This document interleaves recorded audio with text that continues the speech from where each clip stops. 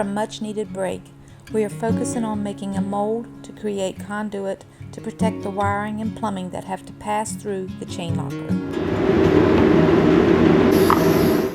Having cut the PVC plumbing pipe in half and then gluing to the board to create the mold.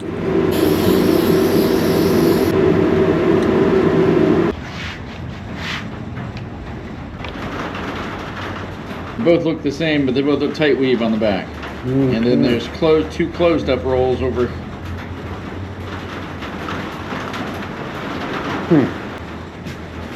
That's chop strand. Yep, the big ugly stuff. Yep, big ugly stuff.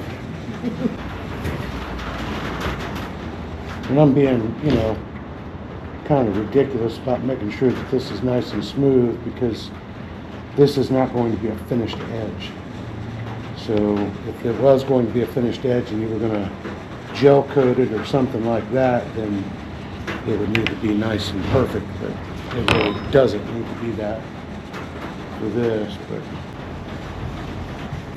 I'm surprised Gina hasn't bought you one of those gimbals for that camera that self-follows. You know what? We don't have a gimbal. Well, been interested in them, but I just haven't pulled the trigger on it yet. But we've got flexible mounts, we've got stands, we've got harnesses, we've got all kinds of stuff. I know the original ones that I saw several years ago actually had a transmitter or a receiver that you clipped on yourself like a lavalier, and then it would follow that. Mm-hmm. Well, like your drone's follow me mode will actually, it links to your phone. Right. And that's how your drone follows you. That's something we got to do. Yeah, I asked Gina about that yesterday morning, if she's had it out and started practicing with it yet. She was all wound up about it. She was ready to have one, and then one magically appears, and I think she took it out once, maybe twice. But it's got to be... Dude, they can be intimidating as hell. I think she's registered it. Shit, she took off. She was all over it. Flew it like she's been doing it her whole life. Crazy as hell. Serious? Okay, it took me a bit. I went through, and I've just got a little one. Yeah. And we take it when we go on vacations, and I play with it with that kind of stuff. I thought about bringing it down with me and, flying it up around the boat and stuff and getting some shots about that while we were out. I get some gorgeous sunrise shots, though. Run that thing up about 150 feet in the air as the sun's coming up. Oh, man, it takes some beautiful shots that way. It's got a little 4K camera in it. Yeah. But I am no good. Like, I watch these guys that fly them through trees and through wood. Forget it. Oh, yeah. I bust blades. Yeah, I mean, she didn't fly it very far, just like right out here in the front, messing around with it. But it had to be registered and all that, so she did all that. And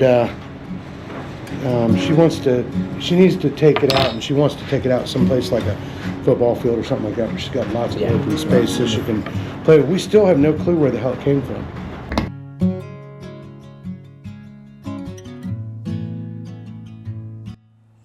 Creating a fillet out of plasticine clay and then spraying the mold with PVA mold release.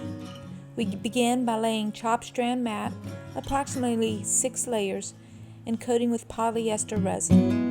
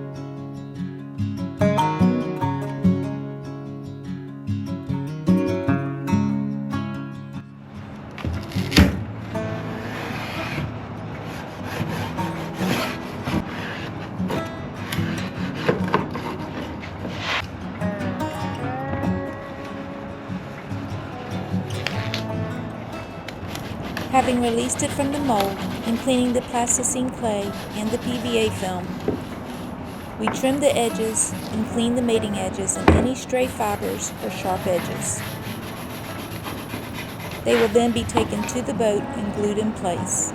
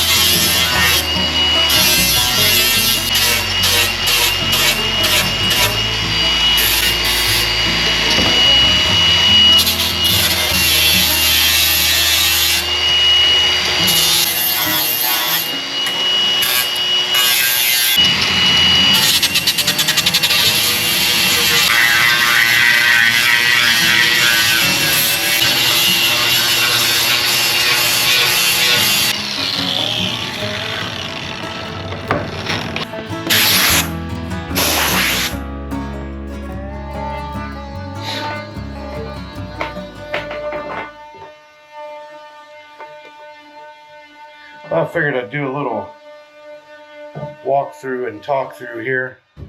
The buzzing you can hear upstairs is Dave is back in town helping out, trying to find a place where I can stand where I don't have a halo around me, but it's been a lot going on.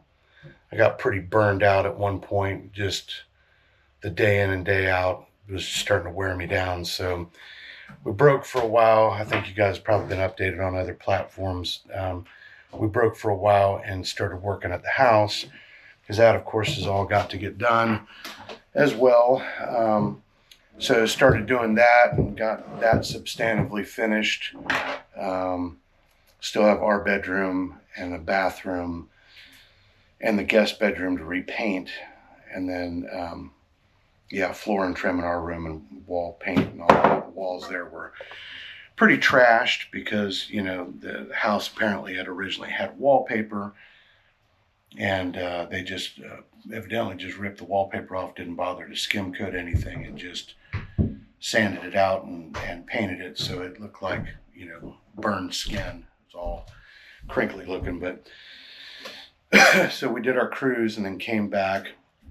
Dave came into town for the week, and it's been kind of a jacked up week. But it seems to always be that way when somebody wants to come and help, that everything kind of goes sideways. So, but he's up there now sanding on the deck hull joint and trying to get that where I fared that out, get that ready for primer. But of course now we've got this little tropical system churning up water, so we're not getting a lot done out there. But we've got a dry spell, so he's out there trying to finish sand that. I have completed the repairs or the repairs and the support on the mast step. As you can see, these ends, these stringers here were substantively intact. The problem was, and I may have taken photographs of this before, I'm not sure, but when they put these bolts in, the bolts go through a flange on the inside of this box beam, go through the stringer, and then just had fender washers on the other side, and then they tightened the things down like they were trying to raise the Titanic, so it pulled the bolt heads and the washers into the stringer, even though it wasn't rotted. It just crushed the hell out of the wood, and it did that on this stringer back here and on this one up here. This is actually the engine compartment. That's the tail end of the generator you're seeing down there. We've got a 13 kW Northern Lights generator wedged in there. But and then these middle stringers, these little leader stringers, as you can see, are glassed in to the longitudinal, and then they're plated into there.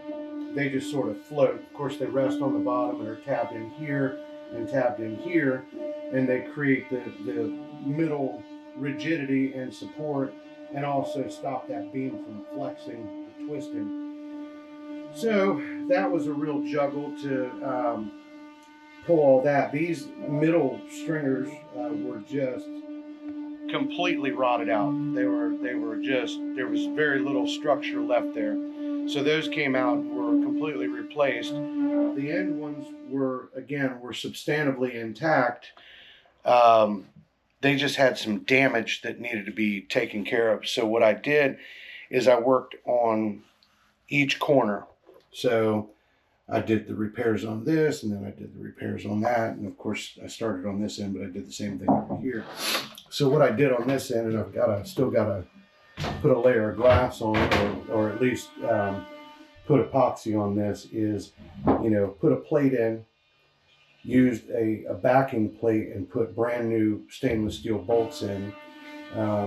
Same thing here. Now underneath of that, I have put in thickened epoxy. So it's thickened with a little bit of colloidal silica, but then, sorry, I'm trying to get this camera angle so that Gina doesn't yell at me for looking down into the camera. But so it's a little bit of colloidal silica, but it was a lot of 1/4 inch chopped strand or milled fiber. So I created basically a structural putty with that and backfilled those holes. Filled those all the way through to the back of the beam plate, and smoothed all that out, and then buttered the whole back of that plywood, these plates. And again, this one right here was the worst of the two by far. So I did a little bit bigger pad, or a lot bigger pad with that and a plate, and bonded those in so that will add a little bit of structural support, because when they put this beam in, apparently it must have been a little short, because they pulled the bolts in tight, and you may or may not be able to see this stringer's got a little bit of a curve to it, which is okay.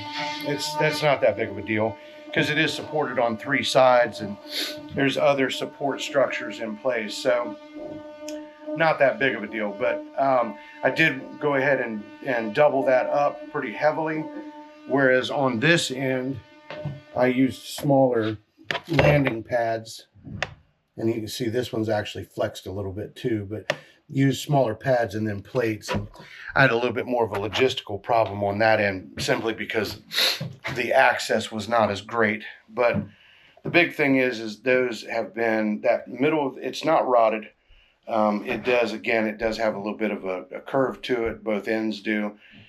That's just a 40-year-old boat for you, though. But, restructured, rebuilt, I feel very confident about that. Doing it by the corners that way, I put a digital box level on the beam in 2 directions, recorded the angle, which was pretty much 0. It was like 0.2 in one direction and like 0.01 or something in the other direction. And just focused on that heavily when I was doing the work, to make sure that the beam didn't move at all, because of course it does hold the structure of this mast. And just for scale, my hands are pretty big, and that thing is huge. It's like, I think it's 14 inches across and maybe 7 or 8 inches abreast.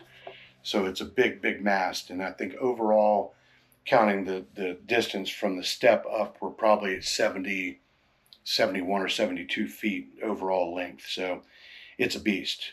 And the stays that we have up there, it's a double top stay and single fore and double aft stays on the main mast, and it's not connected to the mizzen.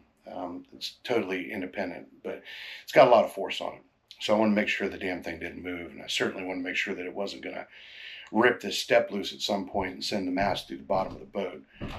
But there was a lot of mechanicals in here, a lot of wiring and a lot of plumbing that was just shot, wasn't connected to something, was a mess, whatever. So I've ripped most of that out. I've still got a few more circuits to go through and make sure. And then I've ordered a waste tank. As soon as I can get a pump out, I've ordered a waste tank. That'll be here.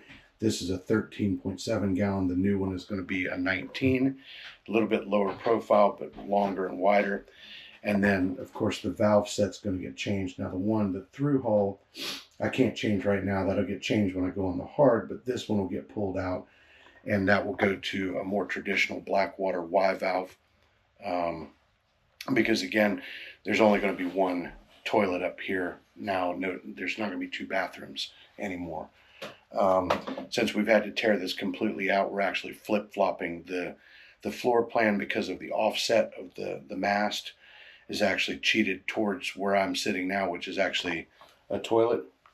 But it's shifted in this direction, so it creates a little bit tinier space over here that's more appropriate for our bathroom. So the bathroom will have a stand-up shower stall here. The toilet's actually going to get moved down this direction just a little bit, and then there'll be a vanity in between the two, and then there'll be a cabinet and all that on this side. But on this side, this box that's here can't be taken out. That actually caps the end of the water tank and is in line with the bulkhead over there, but that caps the end of the water tank, so that can't be disturbed. So the toilet will get moved down this direction a little bit. This step will get pulled out and rebuilt. The toilet will move down this way just a tiny bit. We're going to build a cabinet and a counter that will wrap all the way back behind the toilet. This will come out. This is part of the old berth, but it'll wrap all the way back behind the toilet and terminate in a cabinet here, a vanity base that will be, back over in this area. And then again, we'll have a walk-in shower stall here. And this wall is going to come up. So the original wall, if you look at that bulkhead right there, that original wall came where it was almost touching the mast. And it gave no inspection space, no access for repairs or cleaning or anything. So we're going to actually move that over probably 6 inches, 6 or 8 inches, maybe even 10, to create the new enclosure for the bathroom.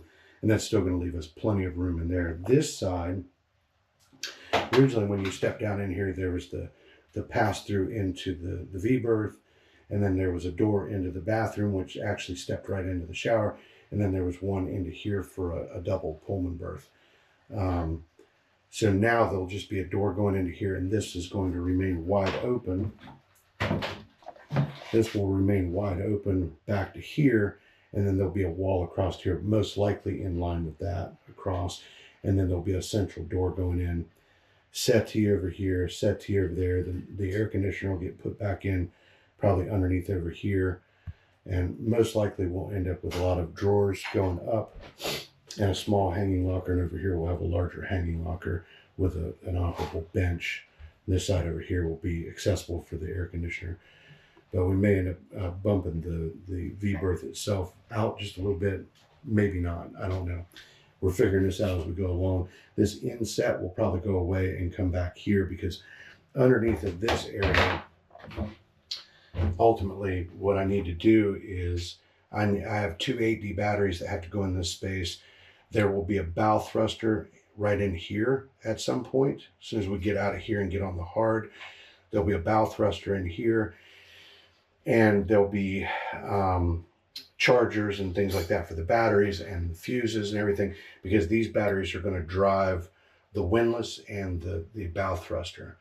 So they're what we have now existing for our house bank is two 8GM batteries that are 280 amp hours each. So we're going to put those up here because we've got a full lithium bank, a 20 cell lithium bank that goes into the main area, but still working on getting this chain locker area done. I put in, you'll see the little stub up there. That's a hub, a washdown hub. So that needs to get plumbed in, and we'll run the plumbing back, and I'm probably gonna have to put a half shell cover on there because again, chain goes in here. So put a half shell cover and lead that down. It'll go down underneath the sole and then down into the mechanical area, and that'll get tied into fresh water.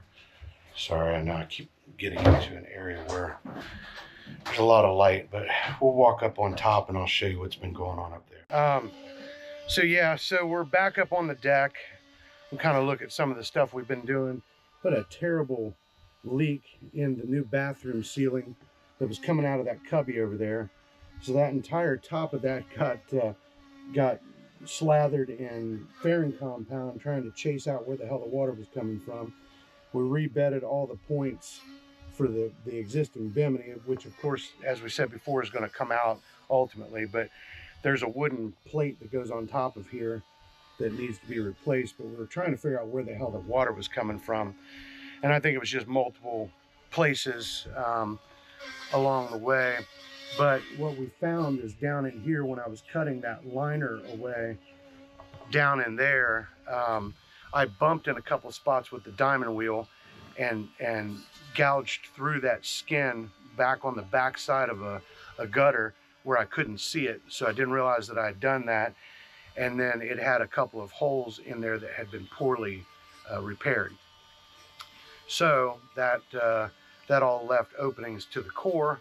It got into the core down there and then ultimately drained out in the bathroom and made a hell of a mess on top of our new ceiling. So that's been resolved, knock on wood. We think that's been done effectively and we're good. This hatch had continued to leak. We could not get a seal that would fit it properly.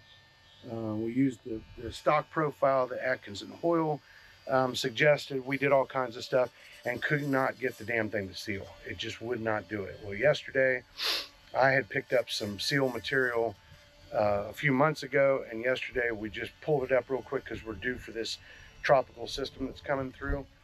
So I went ahead and pulled it up yesterday, and Gina, pulled it out and chewed a lot of that stuff away, and I helped her out a little bit, and then we stuck in the new profile that is it's a D shape with a donut hole in the middle of it, and it sealed and closed the best it's ever done for the first time. So we have high hopes that with any luck, please God, with any luck, it's going to stop leaking, because it just keeps dripping in the master onto the new floor that's not sealed yet, and it's a pain in the ass.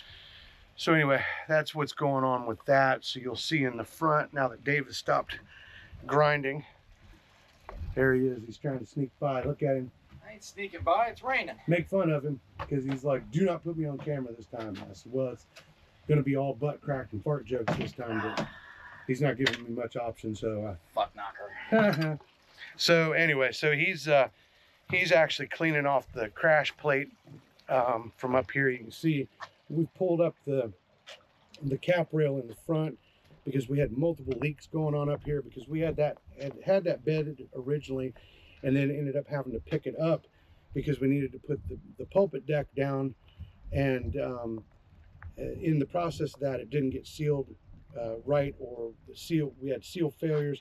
But we also had some issues with the deck hull joint on the edge that we didn't realize were there, and we were taking water in and it was leaking down in the V-berth, which I didn't realize, of course, until I got up there to work.